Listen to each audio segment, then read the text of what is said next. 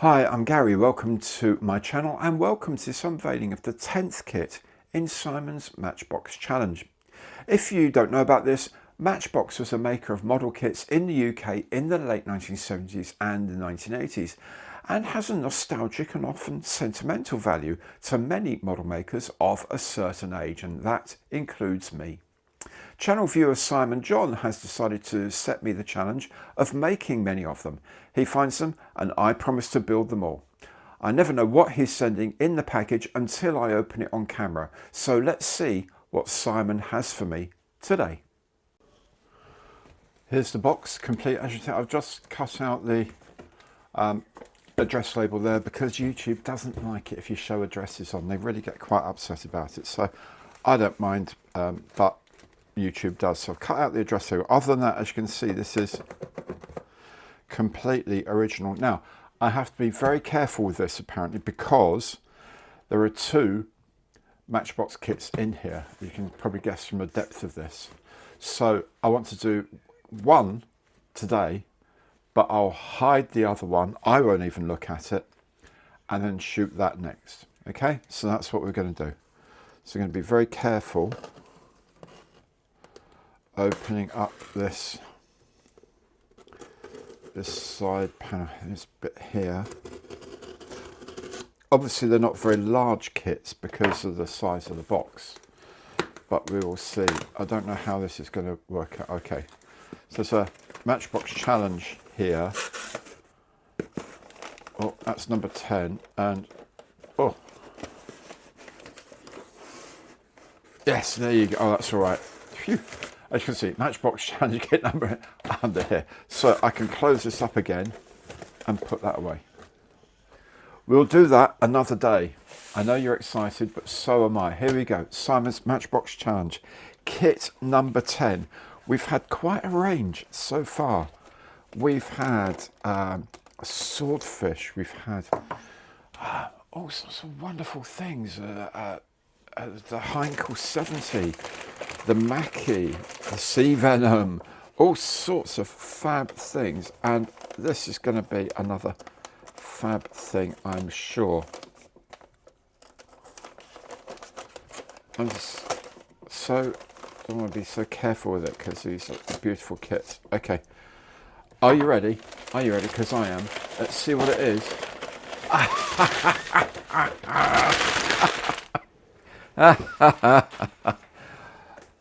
La Caravane de Monty, Monty's Caravan with a Daimler Scout car. So this is really funny because I've just done the review of the 135th Monty's Caravan from ICM.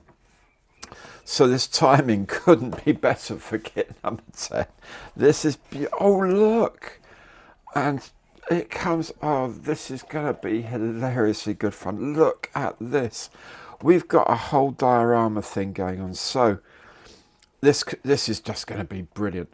We've got the office. It's a mobile office. It's called the Caravan. It's his mobile office from his caravan. I think the caravan itself was 3 or 4 figures, and this was his office. And there was a sleeping quarters and another one as well. I can't remember. Anyway, we've got that. We've got a scout car. We've got some ruins of bits and pieces, and a sort of like a European street almost. So this could be in Germany, and 3 figures, and oh my goodness, it's the whole kit and caboodle, a whole set, a whole diorama set, and look at the size of the box. It's amazing. Wow. Well, let's have a look inside this box then. That is superb. Let's have a look inside.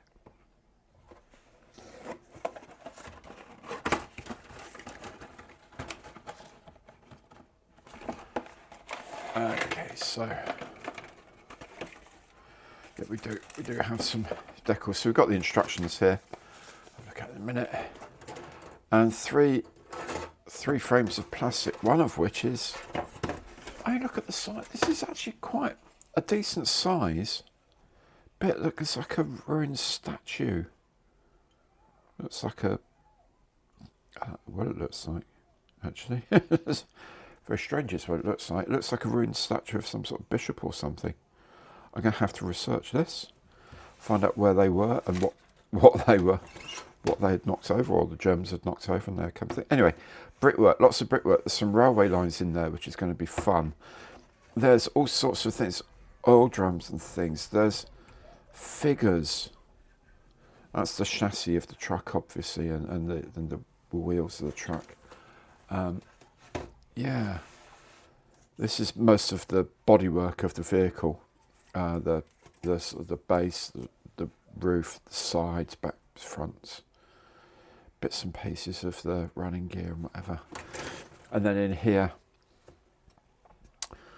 we have all sorts of other bits and pieces, including more scenery here. So like a paving area, wheels and whatever for both vehicles in here. Wow, there is so much in here. That's obviously the side of the ferret. This sort of very angular bit here is the side of the ferret armoured car. There is so much here. There is, of course, a little set of decals. There's even a little map in there as well. We'll have a look at those in a second. And then there's the instruction sheet as well. Well, this is wonderful. Let's have a better look at all these different bits and pieces, shall we? Okay, we'll start off on this frame with the diorama base. You can see some sort of tram lines here.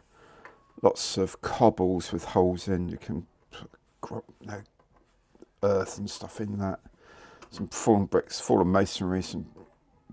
Don't know what these hoops are from, but there we go. Not important really. Some fallen brickwork. Looks like an old window frame there. And this fallen statue, I'm not sure what we're going to do with this.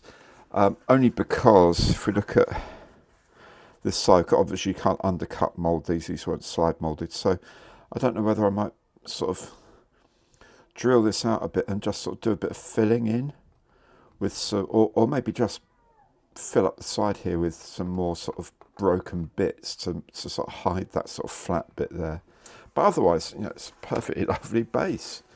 The rest of the thing here, we've got the chassis rail for the truck here. These, I guess, 55-gallon oil drums, they're what Monty's map table sits on. So he's got like a couple of oil drums with a plank across it, and he's using it as his map table. There's some suspension units here, some parts of the drivetrain here and here. Obviously that's a Bren gun. I believe that's for the armoured car. I suspect it's for the armoured car. These are bits of suspension, I think, for the armoured car. The three figures here. Very obviously Monty directing things. Don't know who these two fellows are supposed to be. Fine fellows, whoever they are. Let's see if we can have a look at the moulding of these just for a bit. Okay, this is about as close as I can get, which is really very, very, very close. The moulding is lovely. I mean, you'd be tempted by that to say that's very obviously Montgomery. Look at the quality. This is, remember, 1/76th scale. I think those are very fine indeed. I'm going to have fun trying to get some of this detail out. Trying to get Monty looking like Monty is going to be quite the trick. But we'll see. We'll see what we can do. But I love these figures. They're so good. Oh, look, even these leaf springs have got individual leaves. It's, again, 1/76th scale, remember. Very nice.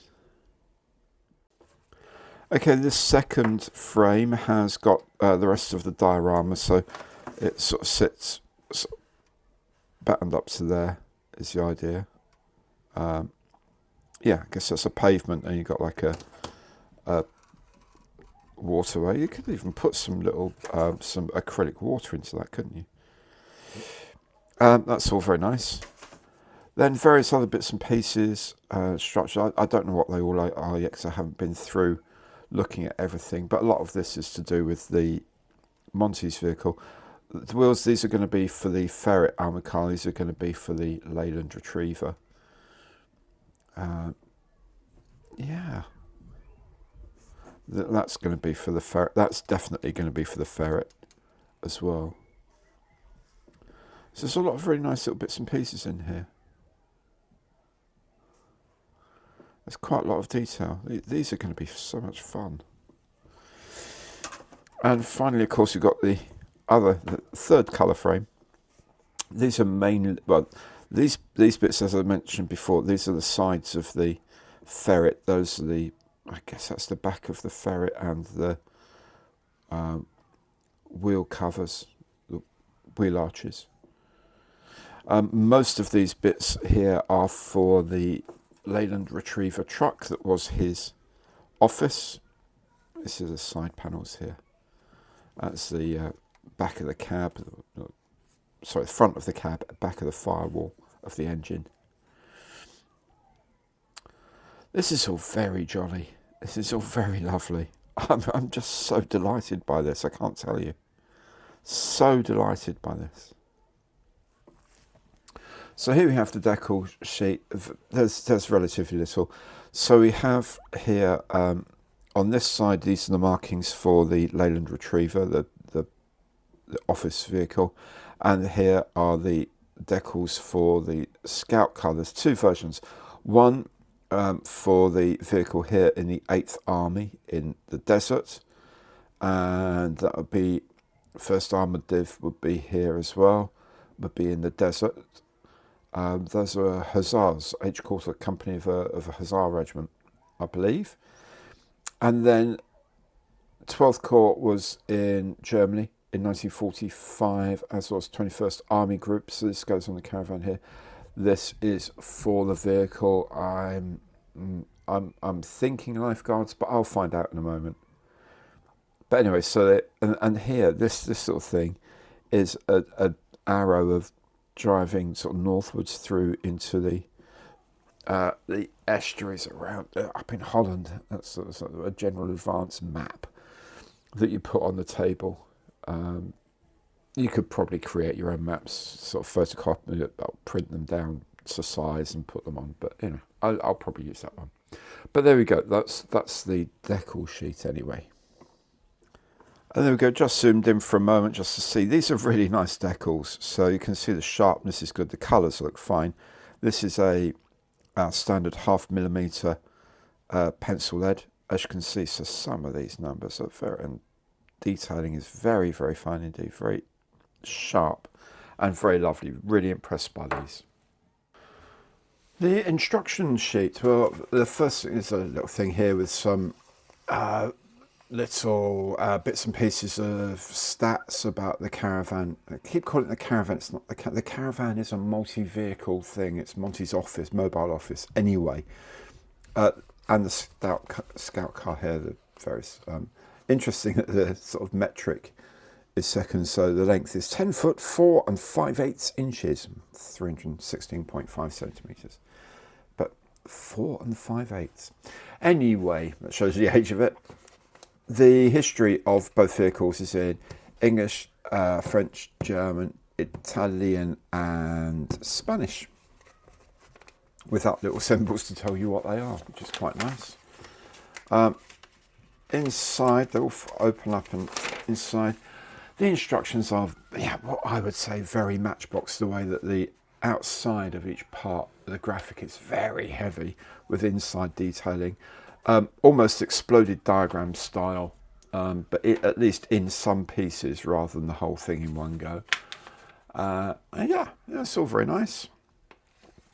The little armoured car is here as well. That's going to be quite cute to fit together. It looks lovely. And then there's the layout of the diorama here. You've got some barriers. You've got the oil drums and the wooden table on which sits the maps.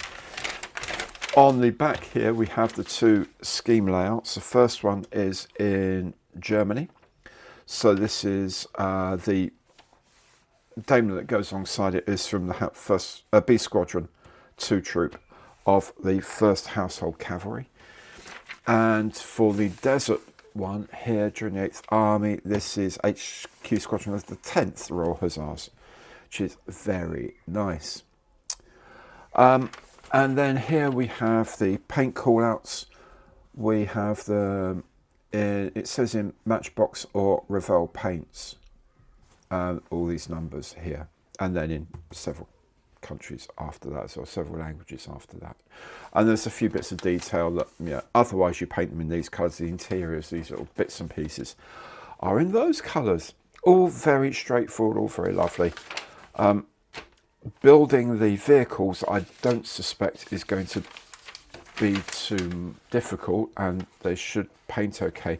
The fun is going to be doing the diorama on this. I suspect that is going to be the thing that's that's going to take the most time, but it's going to be also, with the greatest of respect to the Leyland Retriever and to the Daimler scout car here, that's going to be the most fun to do, but we'll see.